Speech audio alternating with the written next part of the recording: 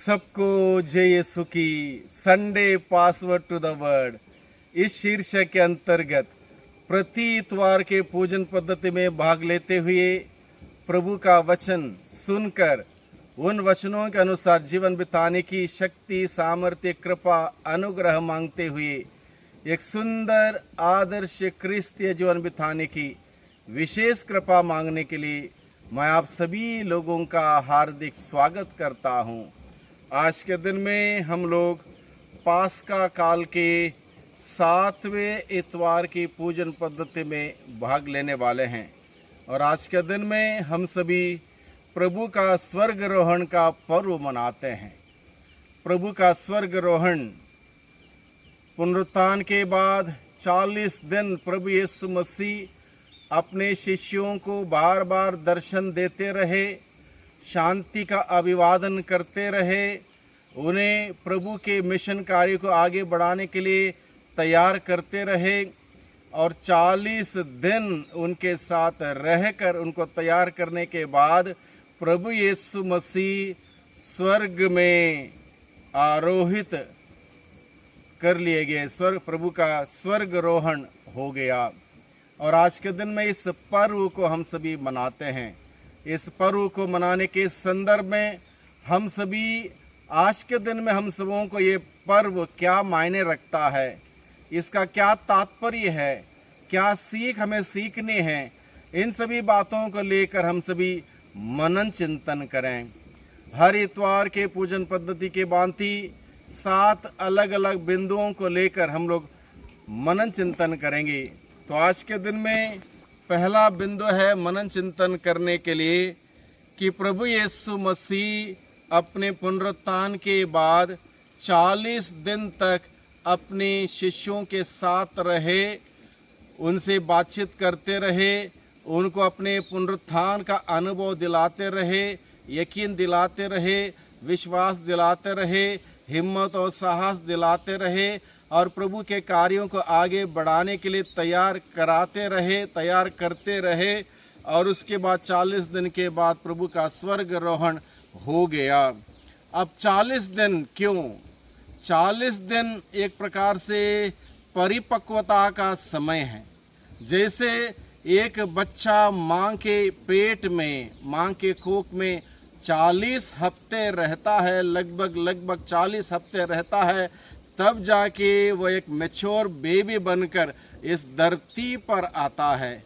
40 दिन इजरायली जनता प्रतिज्ञा देश की यात्रा करते हैं, यानी कि उस 40 सालों की उस यात्रा में वो परिपक्व हो जाते हैं प्रतिज्ञा देश प्रवेश करने के लिए। 40 दिन प्रभु यीशु ने उपवास परहेज करते हुए अपने प्रचार प्रसार के कार्यों को वो तैयार हुए, यानी कि प्रभु यीशु ने परिपूर्णता प्राप्त करते हुए प्रचार प्रसार का कार्य शुरू किया। इस प्रकार से 40वां दिन या फिर 40 साल बहुत ही महत्वपूर्ण रखते हैं, परिपक्वता का संकेत है। यानी कि 40 दिन तक प्रभु यीशु मसीह अपने शिष्यों के साथ रहे पुनरुत्थान के बाद और उनको पूर्ण रूप से परिपक्वता तक पहुंचाए और उनको तैयार किए। दूसरा बिंदु है आज के दिन में मनन चिंतन करने के लिए, प्रभु यीशु मसीह जब स्वर्ग में आरोहित कर लिए गए तो प्रभु यीशु ने अपने शिष्यों को यह संदेश दिया कि जिस प्रकार से प्रभु यीशु मसीह इस धरती के जीवन के बाद स्वर्ग गए, स्वर्ग हम सबों के लिए एक निवास स्थान की तैयारी करने गए और प्रभु का वादा है, मैं पिता के पास जाऊंगा, तुम्हारे लिए स्थान का प्रबंध करूंगा और फिर तुम्हारे लिए वहां पर आने के लिए वो उपयुक्त निवास स्थान प्राप्त होगा। यानी कि प्रभु यीशु मसीह स्वर्ग में हम सभी लोगों के लिए स्थान का प्रबंध करने के लिए गए। यानी कि प्रभु यीशु मसीह में विश्वास करते हुए जीने वाले हम सभी लोगों के लिए हमारे इस धरती के जीवन के समाप्ति के बाद स्वर्गीय सुख, स्वर्गीय अनंत जीवन हमें प्राप्त होगा। तीसरा बिंदु है आज के दिन में मनन चिंतन करने के लिए कि प्रभु यीशु मसीह फिर आएंगे।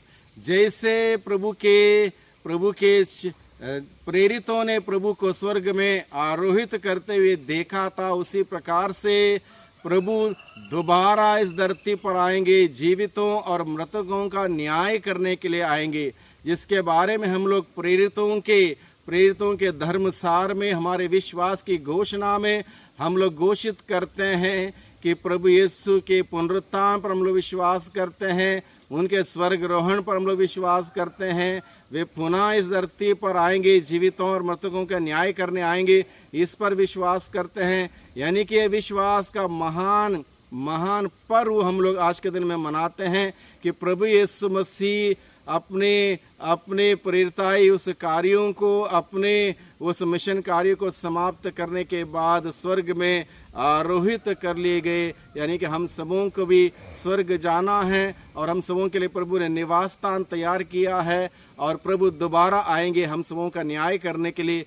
इसलिए आज की पूजन पद्धति हम सबों को याद दिलाती है, हम सबों को हमारी जिम्मेदारी और हमारा कर्तव्य, हमारा मिशन कार्य हम सबों को इस धरती पर बड़े ईमानदारी से पूरा करना है। चौथा बिंदु है आज के दिन में मनन चिंतन करने के लिए, प्रभु यीशु को ईश्वर ने सबसे महान स्थान, महान नाम प्रदान किया, जो कि हम लोग फिलिपियों के नाम पत्र अध्याय 2 पद संख्या 9 में पढ़ते हैं। आकाश धरती अधोलोक में प्रभु यीशु का नाम सर्वश्रेष्ठ है, क्योंकि वो विनम्र विनीत बनकर पिता की योजना पूरी करते हुए, पिता की आज्ञा के अनुसार जीवन बिताते हुए उसने पिता की महिमा की। इसलिए प्रभु यीशु को वह नाम प्रदान किया जो सर्वोच्च है। इसलिए प्रभु यीशु मसीह को ईश्वर ने उस महान स्थान प्रदान किया। चौथा बिंदु है उपस्थित हैं। जिस प्रकार से मत्ती का सुसमाचार अध्याय 28 पद संख्या 20 में प्रभु कहता है, मैं सदा ही तुम्हारे साथ हूँ, दुनिया के अंतिम क्षणों तक मैं तुम्हारे साथ रहूँगा। यद्यपि प्रभु यीशु मसीह स्वर्ग में आरोहित कर लिए गए, फिर भी उनकी उपस्थिति हम सबों के बीच में है। उन्होंने वादा किया, मैं सदा ही तुम्हारे साथ हूँ। इस बात का एहसास करने की हमें ज़रूरत है। ये पर्व हमें इस बात का एहसास दिलाता है, प्रभु हमारे साथ है, हमारे बीच में है और स्वर्ग में पिता के दाहिने विराजमान होकर हमारे लिए विनती प्रार्थना करते हैं।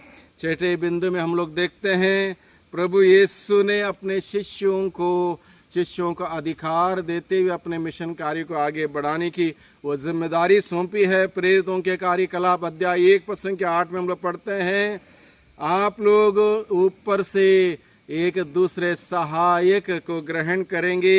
वो सहायक शक्ति का आत्मा, सामर्थ्य का आत्मा, शांति का आत्मा, प्रेम का आत्मा आपके ऊपर उतर आएगा, तो आप चारों तरफ से प्रभु का प्रचार प्रसार करेंगे और प्रभु की सच्ची गवाही बनेंगे। इस प्रकार से प्रभु हम सबों को सिखाता है। प्रभु यीशु मसीह का स्वर्गरोहण हम सबों के लिए प्रभु का कार्यों को आगे बढ़ाने के लिए जिम्मेदारी प्रदान करता है।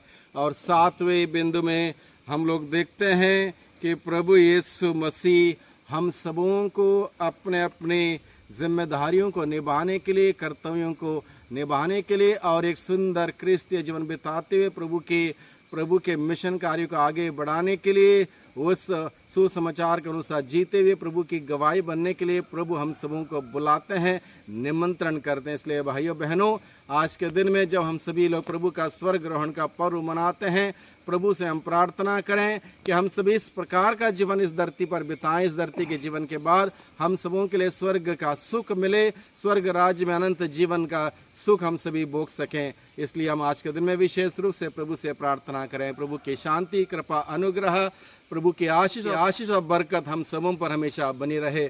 सबको धन्यवाद, सबको जय यीशु की।